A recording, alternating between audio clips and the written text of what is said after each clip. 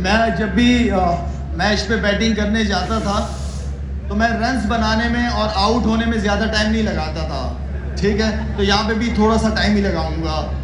میں آپ سب لوگوں کا دل کی گہرائیوں سے شکریہ ادا کروں گا, آپ لوگوں کی عزت کا, پیار کا. میں کافی دفعہ آپ لوگوں کے ایریا سے گزرا ہوں لیکن کبھی رک کے آپ لوگوں سے ملنے کا موقع نہیں ملا. بہت اچھا لگا, آپ لوگوں نے بہت عزت دی, بہت پیار دیا. بہت بہت شکریہ آپ سب لوگوں کا.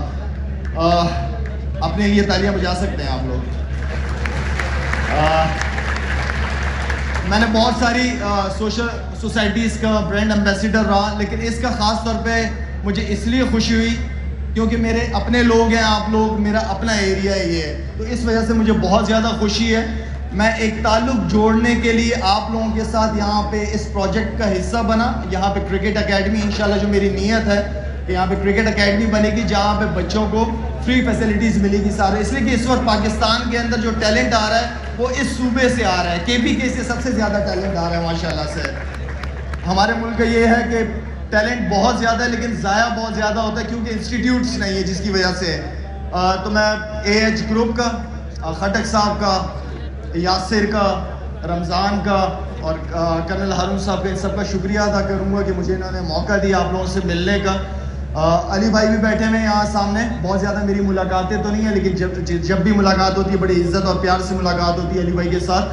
اور یہاں پہ آنے سے پہلے کیونکہ مجھے پتا تھا یہ یہاں کے بڑے, تو میں نے 5-6 لوگوں سے پوچھا, میں اپنی جاسوسی کرتا رہتا ہوں کہ کیسا کام کیا, تو چاروں کے چاروں بندوں نے ان کی بڑی تعریف کی ہے. تو یہ بہت بڑی بات ہے, بہت اچھی بات ہے کہ ان کے اوپر جو اللہ تعالیٰ نے ذمہ داریاں ڈالی ہیں, اللہ تعالیٰ نے جو ذمہ داریاں ڈالی ہیں اس کو پورا کر رہے ہیں. اچھا, ان کو بھی سپورٹ چاہیے بھی ہوتی ہے, ایک تو لوگوں کی support and then private sector کے بغیر آپ کام نہیں کر سکتے.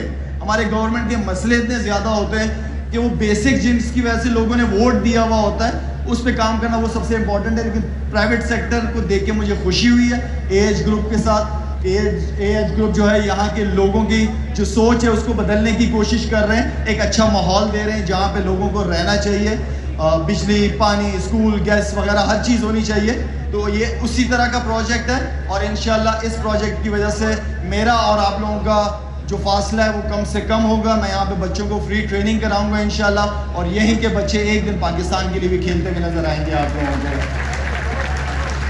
اس کے علاوہ ہمارے بزرگ آئے تھے یہاں پہ جو کہ NGOs چلاتے ہیں.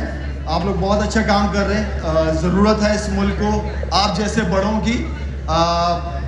دیمو پختانو مسئلہ لغوان تے ڈیرا دو ایمو پختانو چھ کما مسئلہ تو کنا سے کیسے ایمو دا یقین دے چھ پختون سڑی نہ بغیر پاکستان نہ دا ہے. پختون